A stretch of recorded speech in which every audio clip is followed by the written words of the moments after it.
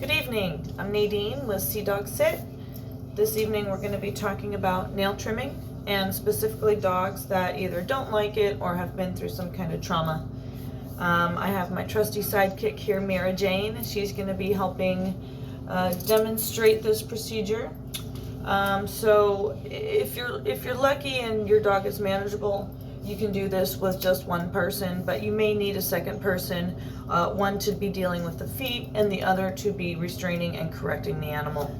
So I'm going to ask Mara Jane to sit for me here. Sit. Come on, let's go. Let's go. Sit.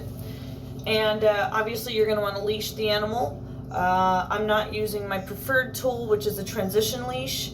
I'm just going to be using a slip leash tonight because this is what is more accessible.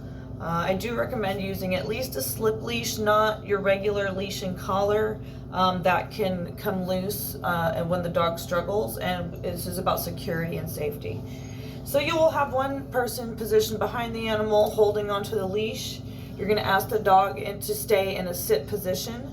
You may use the leash to correct and restrain, not restrain, but to correct the animal into remaining in this position, calming the dog.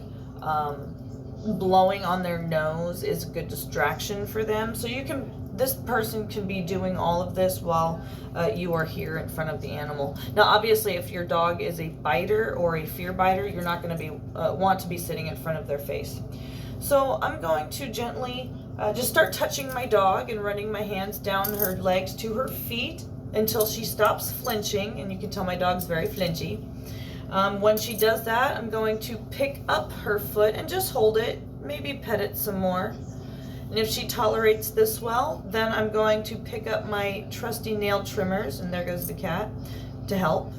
And I'm going to show it to the dog, let them sniff it, see that it's not scary. Still not going to clip. From here, I'm just going to start gently touching the dog's foot, maybe tapping the toenails with the metal. And again, this is all at the dog's threshold. They will tell you what they can or cannot tolerate. Once you have the dog and you're able to touch it, maybe even open the clippers and touch the nail, all without clipping, and you have a good calm reaction, then you can very gently just take one nail, trim, and then reward. Oh, what a good girl. Encourage, let them know. And you may only get one nail that first time, that's fine. But over time, you should be able to do one nail at a time, always keeping the energy nice and low, maybe building it up. But always listen to your dog and make sure that you are following their lead, you're not stressing them out, you're keeping them nice and calm. And working up to it. Everything is about patience and consistency when working with your dogs, and you want to make sure that they are remaining calm and you know, you're not adding to the trauma that they've already been through.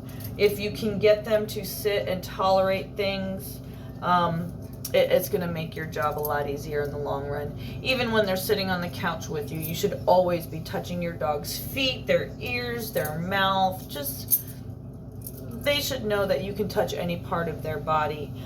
So fondling your dog's feet is a really good way of just getting them used to that, the notion of their feet being touched, and taking your time, letting them get used to it gradually. It makes a big difference. So thank you for watching. If you have any questions, I hope to make more videos in the future.